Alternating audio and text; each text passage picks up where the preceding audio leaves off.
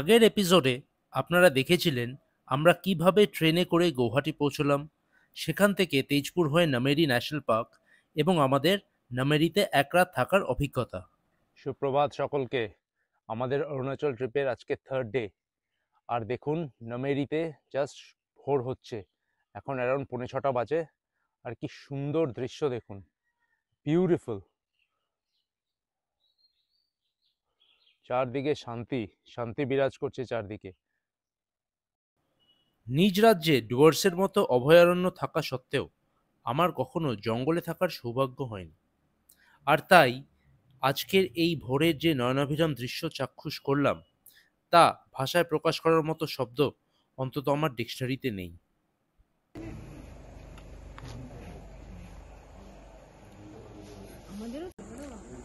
ঠিক আছে, লাগবে না। হ্যাঁ হ্যাঁ, ওটাই।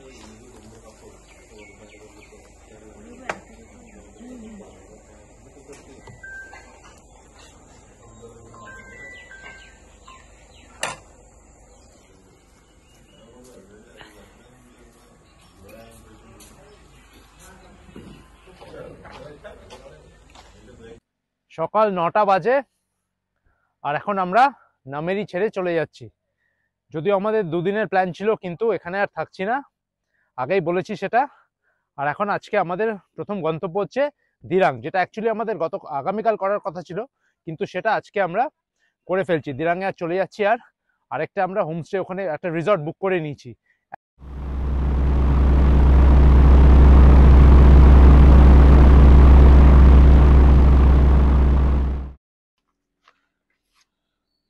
ওকে, সব লোডেড হয়ে গেছে, বা জাস্ট বেরিয়ে পড়লেই হলো।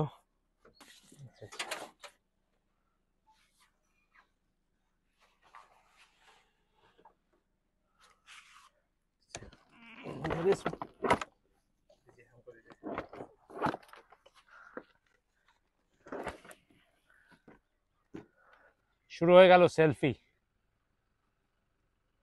এ কখন শেষ হবে কে জানে।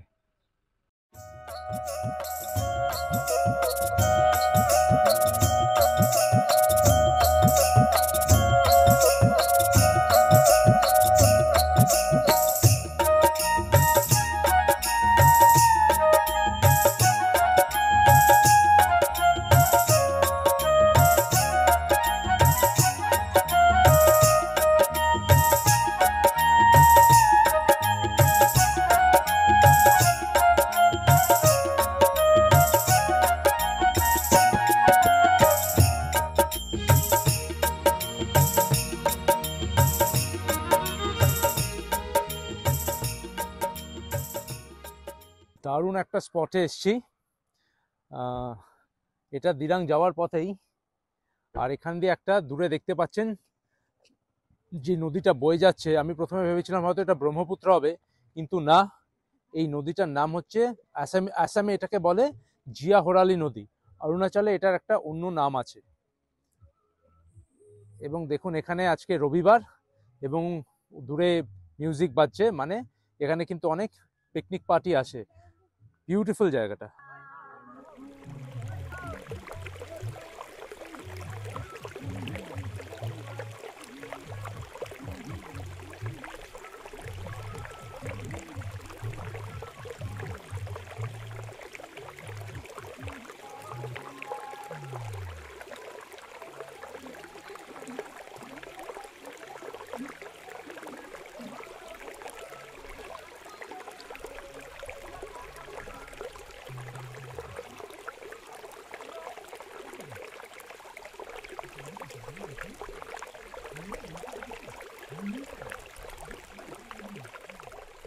মানে এখানে যে পুরো দমে পিকনিক হয়, এটা যে একটা মানে ফুল ফ্লেজেড পিকনিক স্পট, এগুলোই প্রমাণ করে দিচ্ছে। যাই হোক, এরকম সুন্দর জায়গা কে মিস করতে চায় বলুন। আনফর্চুনেটলি পিকনিকের লেফট ওভার্স গুলোও কিন্তু মানুষ এইভাবেই ফেলে যায়, এটাই হচ্ছে একটা প্রবলেম। দেখুন,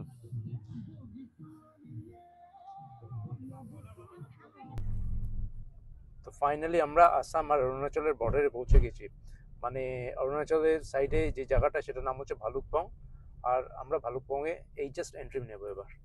এবং এখানে আমাদের ইনার লাইন পারমিটটা দেখাতে হবে, আর তারপরেই আমরা আগে যেতে পারবো, মানে অরুণাচলে এন্ট্রি হবে আর কি আমাদের।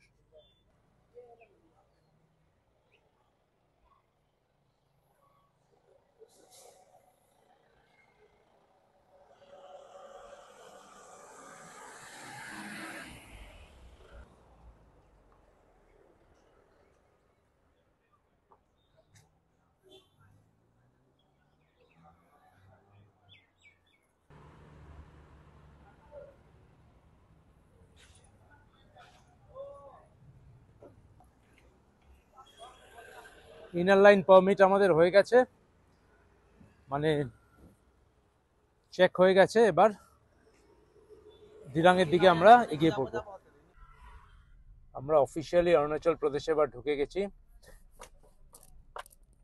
আমাদের নেক্সট ডেস্টিনেশন এবার দিরাং। অরুণাচলেতে এন্ট্রি হয়েই গেছে, এবার আস্তে আস্তে পাহাড় শুরু হবে। এবং আসাম আর অরুণাচলে এসে কিন্তু একটা ড্রাস্টিক ডিফারেন্স আপনি পাবেন, সেটা হচ্ছে ড্রেসের। লোকের যদি আপনি ফেনোটাইপটা দেখেন, মোটামুটি সবারই আসামের যারা আছে বা অরুণাচলে যারা আছে তাদের একটা মঙ্গলয়েড ফিচার্স থাকে, সেটা আপনি বুঝতে পারবেন না। কিন্তু যে জিনিসটা মানে একটা ড্রাস্টিক চেঞ্জ পাবেন সেটা হচ্ছে ড্রেসিংয়ে। অরুণাচলের ড্রেসটা কিন্তু আসামের থেকে পুরোপুরি ডিফারেন্ট। একটা যে জিনিসের পার্থক্য পাবেন আসাম আর অরুণাচল প্রদেশের মধ্যে, সেটা হচ্ছে কোনো বিল্ডিংয়ের আর্কিটেকচার বা ওই টাইপের কিছু। কারণ অরুণাচলের কিন্তু ম্যাক্সিমাম লোক বুদ্ধিস্ট, তো এখানে যে বিল্ডিংগুলো আছে না সেগুলো কিন্তু ওই ওই ওই স্টাইলেই বানানো, মানে বুদ্ধিস্ট আর্কিটেকচারে, যেরকম আপনারা মানে ভুটানে দেখতে পাবেন, বা ওই প্যাগোডা স্টাইলের বিল্ডিং, ওই টাইপের কাটিংগুলো আছে আছে আর কি। অরুণাচলে এন্ট্রির পর কিন্তু পুরোপুরি প্লেন শেষ, জাস্ট ভালুকপং সিটিটা ক্রস করলাম আর তারপরেই দেখুন পাহাড় শুরু হয়ে গেছে, চড়াই উতরাই কিন্তু শুরু হয়ে গেছে। আর আমাদের ডান দিক দিয়ে ওই যে নদীটা দেখে এলাম একটু আগে আসামে, ওটাই আর কি বয়ে চলেছে আমাদের ডান দিকে।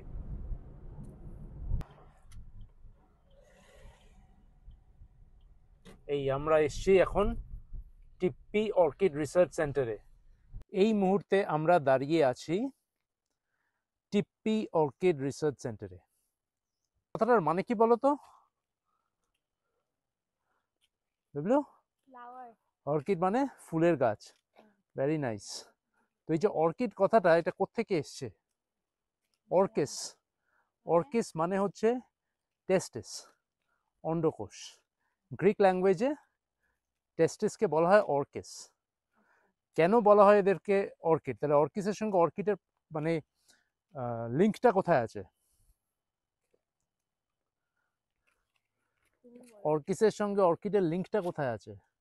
মানে এদের যে মূলটা হয়, রুট, এদের কিছু অর্কিডের রুট ওই টেস্টিসের শেপে, আর সেই জন্য এদেরকে বলা হয় অর্কিড। ঠিক আছে? এই টিপ্পি অর্কিড সেন্টারে প্রায় 450 স্পিসিস আছে, যার মধ্যে 315টি স্পিসিস অত্যন্ত বিরল।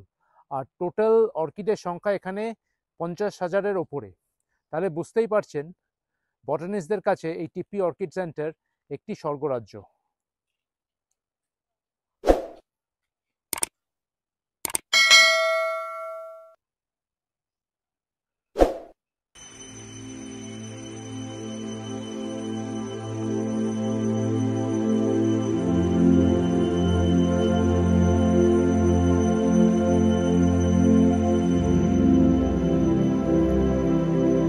আওয়াজ পাচ্ছেন?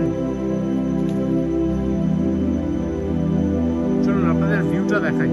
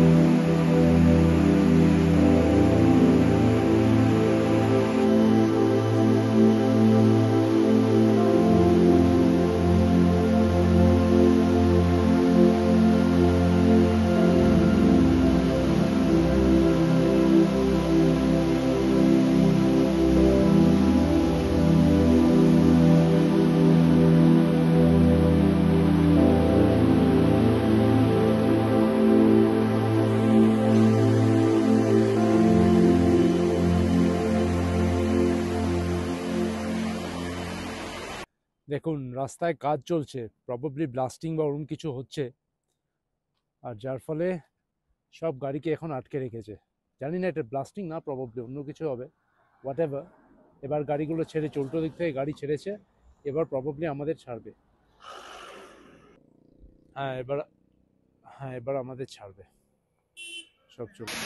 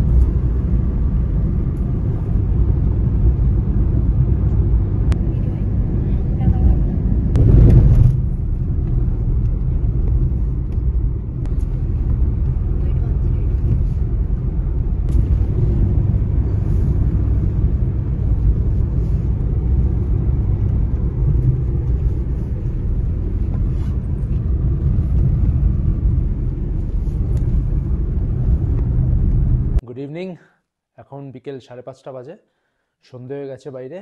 এখানে পৌঁছেছি অ্যারাউন্ড 3টে 3:30 নাগাদ, এবং হোমস্টেটা অত্যন্ত ভালো, মানে ওয়ার্থ এভরি পেনি। যা ভিউ আছে সেটা একটু পরে আপনাদের দেখাচ্ছি।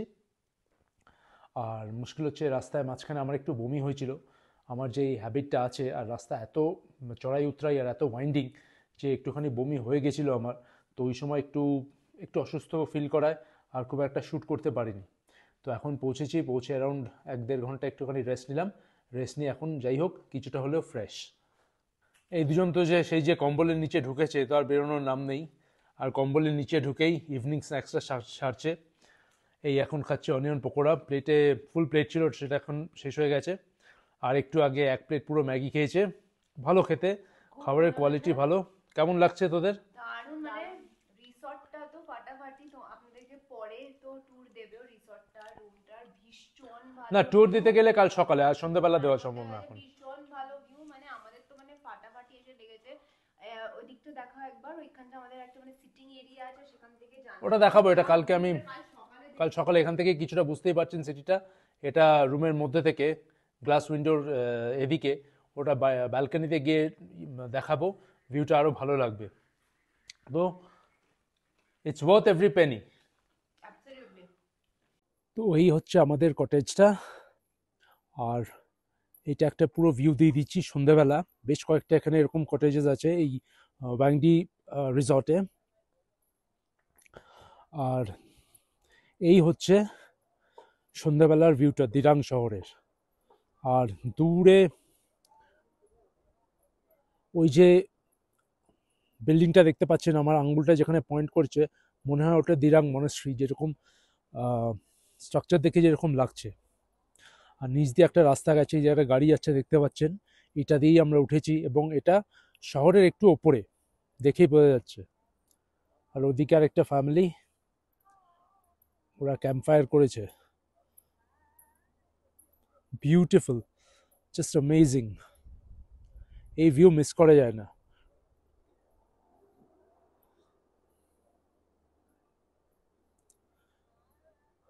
এনিওয়ে, কাল সকালবেলা একবার আপনাদের পুরো কটেজের ট্যুরটা দেব। আর এখন বেশ হাওয়া দিচ্ছে, যার ফলে এই মুহূর্তে বুঝতেই পারছেন আমার গলার ভয়েস শুনে, এই মুহূর্তে বাইরে থাকা মানে রীতিমতো কাঁপছি। বাইরে থাকা এই মুহূর্তে প্রায় অলমোস্ট ইম্পসিবল, মানে তোমার ঠকঠক করে কাঁপছি আর কি। এখানে অ্যারাউন্ড 6 থেকে 7 ডিগ্রি সেন্টিগ্রেড এখন।